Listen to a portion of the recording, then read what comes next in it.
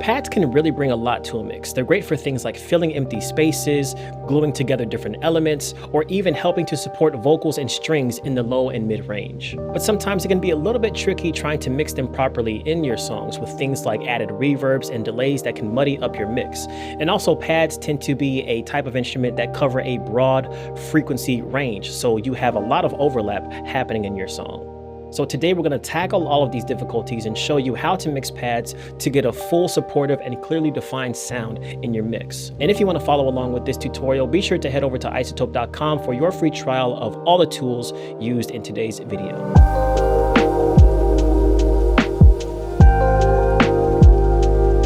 So we're going to start with tip number 1, which is assessing the function of your pads in your song. What purpose do they serve? In an ambient recording, for instance, it could be the lead or the only instrument of a song, so something comparable to what you hear in a lot of those 8-hour meditation YouTube videos.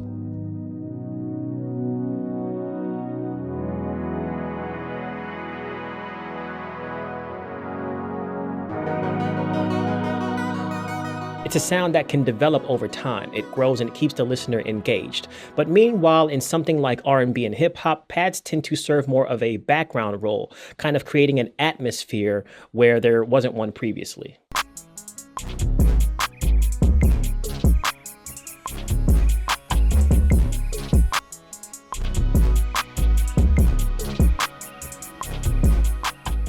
In this example, I'm using Massive X by Native Instruments, which is one of my favorite go-to synths for a lot of really great pad presets. What I'm getting at here is once you figure out the role that you want your pads to play in your song, or even what kind of song you're making in the first place, you can then make better mix decisions that better serve that use case. A great way to see the average frequency spread over time is to head to the settings and change the average time to infinite, like this.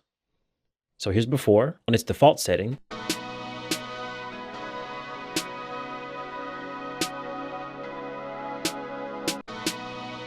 And now the spectrum moves much more slowly and we can get a better sense of the overall spread of the pads. I can see the territory that the pads are occupying and think about where I need to cut in order to make way for other important track elements like vocals or keyboard. Once you've assessed your pads and you're ready to make moves with your EQ, you can jump into the next tip. Now let's move on to tip number 2, which is cleaning up the muddiness in your pads.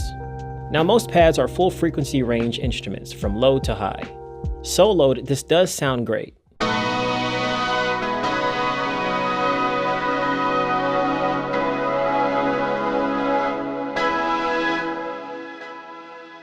But in the context of the mix, you'll often get some clash with other instruments that share similar frequencies, particularly on the low end.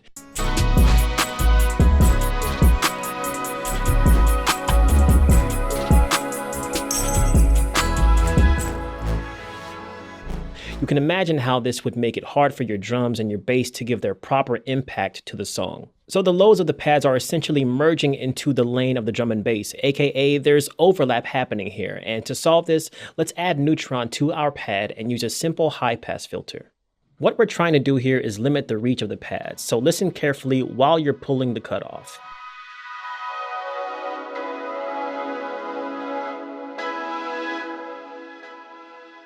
I'm listening for the difference that Neutron is making with my pads. You want to make sure that you stop short of thinning the pads while also still allowing room for the low-end elements to come through with clarity. The metering is on to give a visual representation of clash that may be happening with whatever instruments you have selected in your masking. So just like as I previously mentioned, we're checking to make sure there's no overlap here and no clash. Here on the low-end EQ of the pads, I'm carving out a space for my drum and bass. That's what this cutoff represents.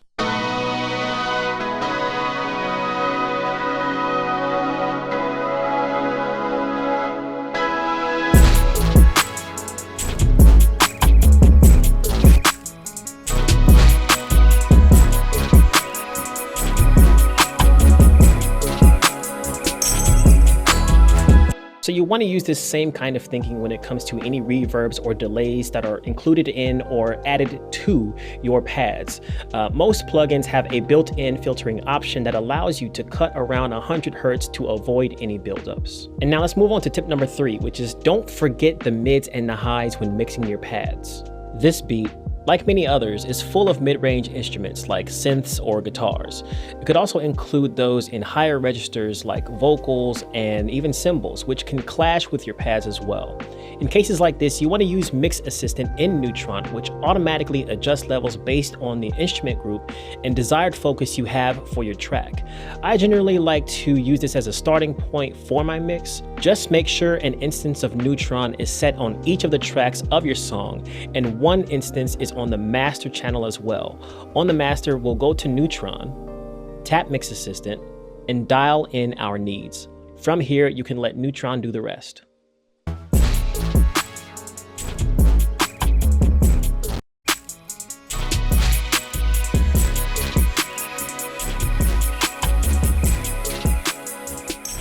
So I've just finished processing with Track Enhance. Now let's see where we landed after the default pass. Here's before.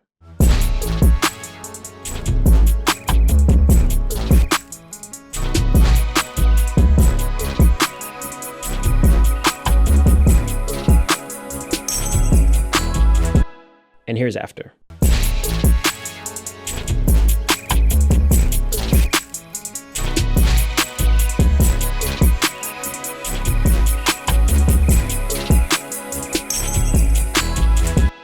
If there are specific areas where you're getting frequency buildup after Mix Assistant, here you can try a dynamic EQ paired with a sidechain. It's essentially an automated EQ that is able to activate only when and where necessary. In my case, I have this snare here that just wasn't hitting hard enough for me, so I used Mix Assistant to automatically detect and set the dynamic nodes for me, which is awesome. But for those who like to DIY, just click to add a point, click the arrow to expand, enable dynamic, enable sidechain, and select your snare for the masking. Make sure you don't go too overboard, or you'll get a really weird pumping effect that ruins the ambience your pad is supposed to provide.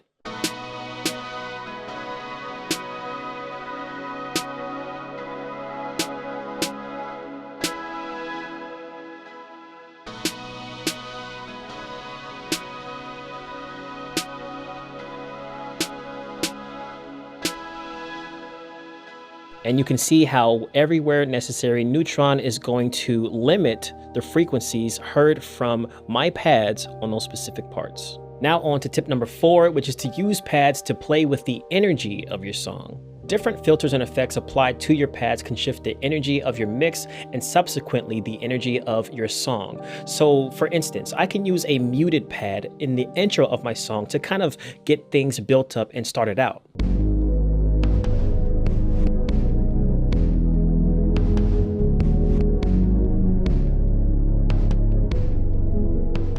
Or maybe the verse of a rap song, where you want to keep the music interesting and engaging to listen to without being overpowering or overstepping what the rapper or vocalist is saying in the verse.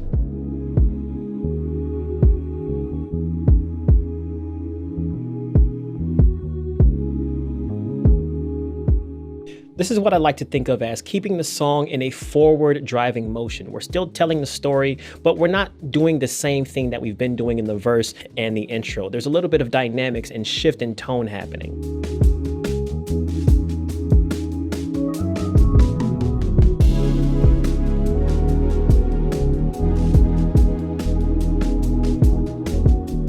Even if these pads are going to be sitting more in the supportive role in the background, they still make all the difference in your mix. So you can try out some different processing at different points in the song to see what kind of story you can tell sonically. And last but not least, tip number 5, using mono on pads for clarity. Since pads can take up a lot of stereo space, folding them down to mono and panning them to one side can help improve clarity in a busy mix. And you can do this 2 ways. The first is to select the pad and hit mono in Neutron.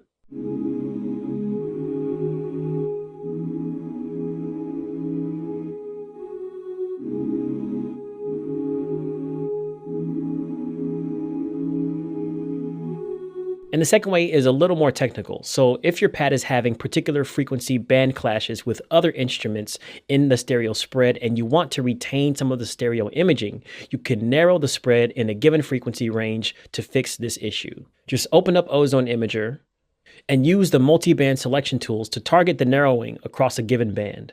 So I've already gone ahead and dialed in the amount of stereo width I want in each of my bands. So essentially what's going to happen is different frequencies are going to be stereo-wise different amounts, which really lets you tailor the space your pad is taking up. Here's a before and after of what that change sounds like.